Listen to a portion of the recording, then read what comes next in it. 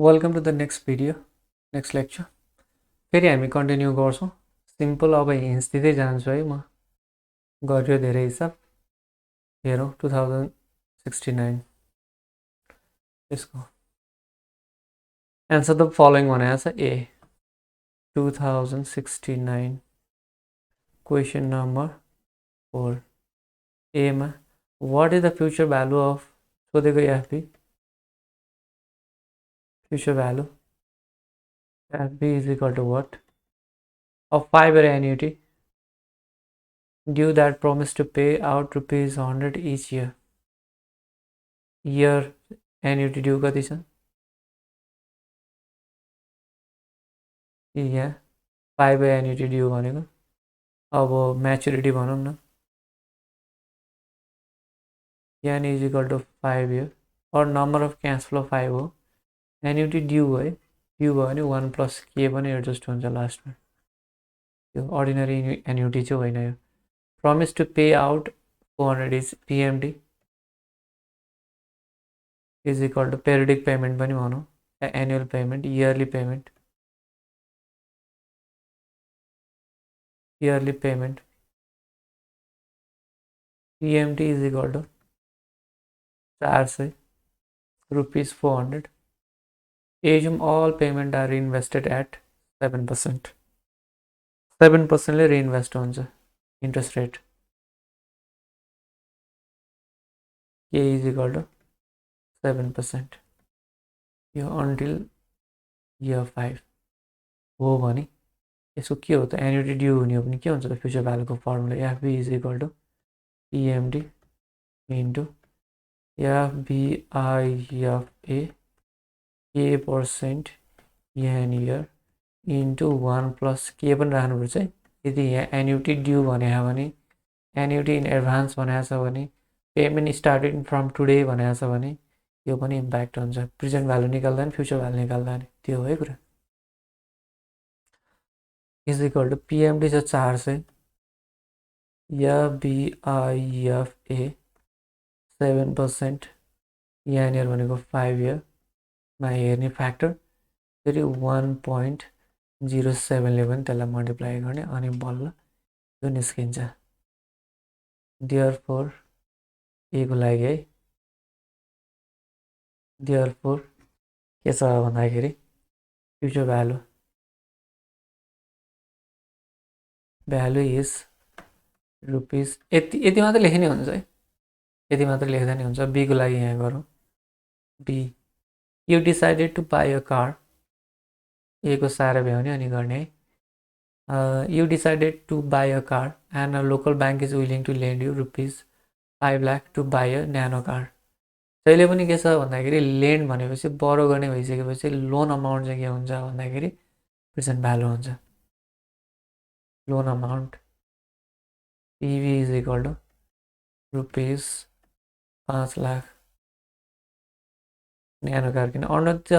Under the terms of loan it will be fully amortized over 60 months. यहाँ period छ maturity. Maturity यहाँ is equal to 5 year हो हुन्छ 60 month त्यहाँ चाहिँ यी लेख्यो भने हुन्थ्यो. And the nominal rate of interest will be 12%. Interest rate a is equal to 12% हो. तर टेन्स टु बी 12/12 हुन्छ है.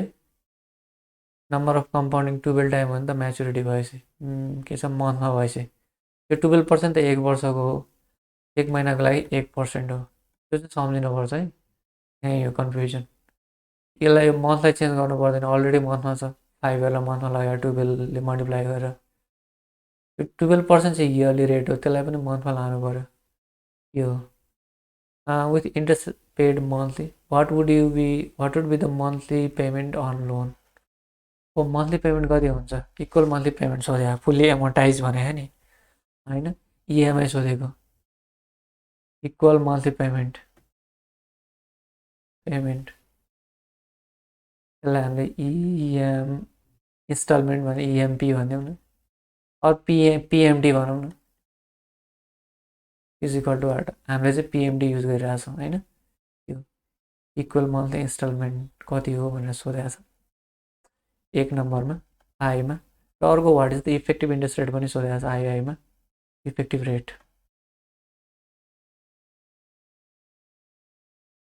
हुन त 12% ब्याज यो सिम्पल हो अब 1 महिनामा ब्याज आएपछि ब्याजले पनि ब्याज कमाउन थाल्छ भने त्यसको इफेक्टिभ 1 वर्षमा हिसाब गर्ने पनि धेरै हुन्छ effective rate is equal to what यो हो कुरा त्यही पेरियोडिक रेट हामीले निकालिसकेका छौँ 1 प्लस पेरियोडिक रेटको पावर यहाँ म -1 गर्ने हो है अब यो आई नम्बरको लागि पनि मैले लेखिदिन्छु मात्रै त्यसमा पिएमटी निकाल्ने फर्मुला के हो त present value divided by PVIEFA K% yen year present value कति छ 5 लाख PVIEFA 1% 60 पिरियडमा हेर्नु पर्यो 60 मन्थमा हेरेर यो निकाल्ने है आईको लागि आईको लागि मैले यहाँ गरिदिएँ है effective rate is equal to 1 plus periodic rate को पावर m -1 यहाँ डिभाइड बाई 12 हामीले अलरेडी गरेका छौँ 1% हो यो 1 प्लस 0.01 हुन्छ पर्सेन्ट हटाउनु पर्छ को पावर 12 -1 गर्ने कति पर्सेन्ट आउँछ यसलाई कन्क्लुजन पनि गर्नुपर्छ यसरी चाहिँ के छ भन्दाखेरि यसलाई पनि देयरफोर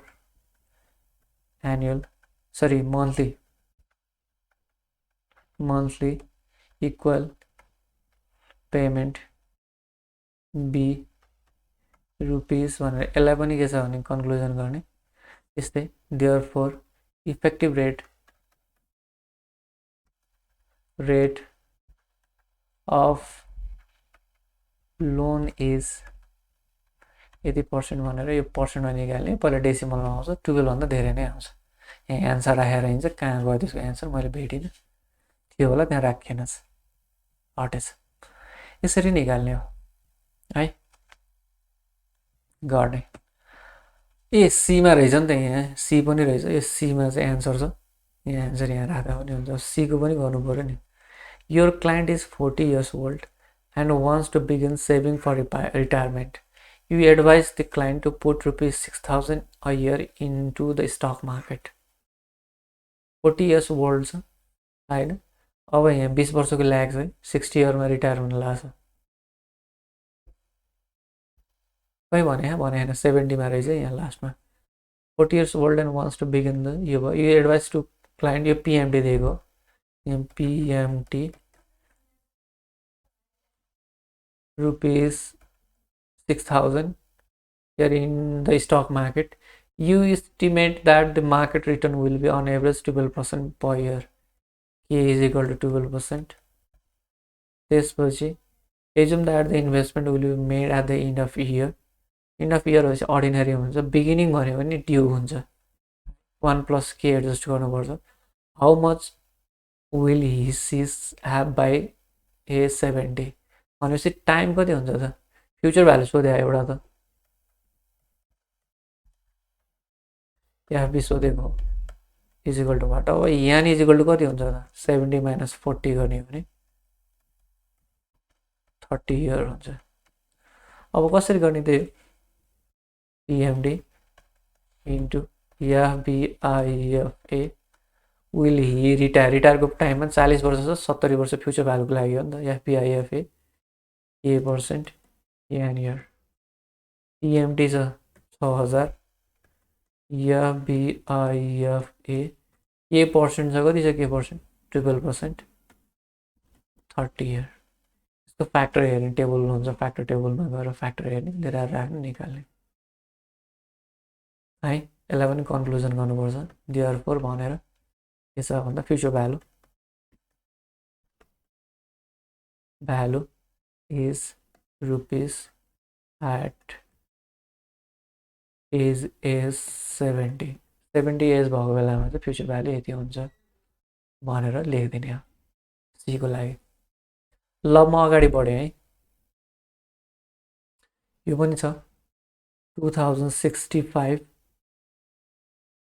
र अनि त्यसपछि 2064 क्वेसन नम्बर 5। अब यो क्वेसनहरू हेरौँ। यो पनि म हिन्ट्स बेसमै गर्ने हो। एमा suppose you had just celebrated your 19th birthday. के छ 19th बर्थडे भनेको 19 वर्ष भयो। A rich uncle set up a trust fund for you that will pay rupees 1 lakh when you attain 25 years. अब हामीलाई यो ल्याक टाइम हिसाब गर्नुपर्छ र यो फ्युचर भ्यालु हो। यहाँ हेर त, a rich uncle set up a trust fund for you that will pay rupees 1 lakh when you attain 25 years. 25 year हुँदाखेरि अहिले 19 वर्ष हो नि त, फ्युचरमा हुने कुरा हो नि त। त्यही भएर फ्युचर भ्यालु एफबी छ 1 लाख। यो मैले गरिसकेको छु, किताबमा पनि छ, पहिलाको लेक्चरमा कता कता छ, त्यही भएर मैले फटाफट गरिदिएँ। ल्याक टाइम यान इज इक्वल टु चाहिँ त्यो 25 माइनस 19 गर्ने हो भने 6 इयर हुन्छ। यो डिस्काउन्टेड के 10% छ, के इज इक्वल टु 10% छ भने यसको भ्यालु कहिले कति हो अरे, प्रेजेन्ट भ्यालु कति हो, is equal to future value 1 plus K को पावर यान लगाउने है, गर्ने है एमा। अब बीको लागि you have just joined the investment banking firm of Pradhan and Pradhan company. They have offered you 2 different salary arrangement and दुईटा अप्सन छ। अप्सन यो पनि गरिसकेको जस्तो लाग्यो 1 अप्सन 2 है। यहाँ they offered you भयो, you can have 32,000 per year for next 2 years or 20,000 for the next 2 years along with 35,000 signing bonus today भनेको छ। यहाँ इयर 0 1 2 एउटा अप्सनमा छ। फर्स्ट अप्सनमा you can have 32,000 per year for next 2 year. यहाँ 32,000, यहाँ 32,000 एउटा अप्सन यो छ। अर्को अप्सन छ के छ भन्दाखेरि or 20,000 for the next 2 year along with 35,000 signing bonus today. यहाँ 35,000 आज र यहाँ चाहिँ साइनिङ बोनस के छ 35,000 लिइसकेपछि 20,000 चाहिँ इयर 2 मा। यो है कुरा, यो यसरी जान्छ है। इयर 1 मा छैन यसको क्यास फ्लो, यता जान्छ इयर 2 मा यसको क्यास फ्लो, फेरि यसको क्यास फ्लो फेरि इयर 0 मा छैन। अब यसको दुईटैको प्रेजेन्ट भ्यालु निकाल्ने हो है। यहाँ छ यो चाहिँ interest rate is 12% compound quarterly. अब क्वार्टरली भनेपछि विच डु यु प्रिफर भनेर भनेको छ। अब क्वार्टरली इफेक्टिभ रेट निकाल्नुपर्छ है। यहाँ कम्पाउन्डेड क्वार्टरली भनेपछि इफेक्टिभ रेट निकाल्नुपर्छ। हरेकको ब्याज निकालेर साध्य हुँदैन होइन, त्यो पनि तरिका हुन्छ। हरेकको ब्याज निकाल्दै जाने गर्न पनि मिल्छ 2 वर्षसम्म, र त्यसलाई फेरि 12% डिस्काउन्ट गर्न पनि मिल्छ। तर अब त्यतातिर गएर झन् गाह्रो हुन्छ। पहिला इफेक्टिभ रेट निकाल्नु पऱ्यो। के is equal to 12% compound quarterly. दिएको इन्ट्रेस्ट रेट जहिले पनि सिम्पल रेट हुन्छ है, त्यो विचार गर्ने। त्यो भएको कारणले गर्दा यहाँ इफेक्टिभ रेट गर्नु पर्यो। Effective rate is equal to 1 plus periodic rate power M minus 1 निकाल्ने। यो 1 प्लस, अब यसलाई डिभाइड बाई 2 गर्ने, सरी क्वार्टरली कम्पाउन्डिङ भनेपछि के हुने हो त 4 गर्नु पऱ्यो। 0.12 को डिभाइड बाई 4 को पावर 4 माइनस 1 गर्ने हो नि, यहाँ पर्सेन्ट आउँछ है। यसको म क्यालकुलेटर गरिदिन्छु। क्यालकुलेसनमा अब 1.03 हुन्छ, 3% भयो, को पावर 4 माइनस 1 12.55% हुन्छ।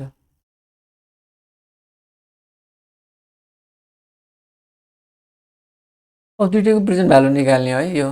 अब तलपट्टि गर्ने कि यहीँ गर्ने। अब PV of option 1, PV of option 1 is equal to यो 0 पिरियडको चाहिँ 35,000 नै भयो, यसलाई डिस्काउन्ट गर्नै परेन। प्लस यो 20,000 चाहिँ इयर 2 को 20,000 डिभाइड 1 प्लस के भनेको 1.1255 को पावर 2 हुन्छ है।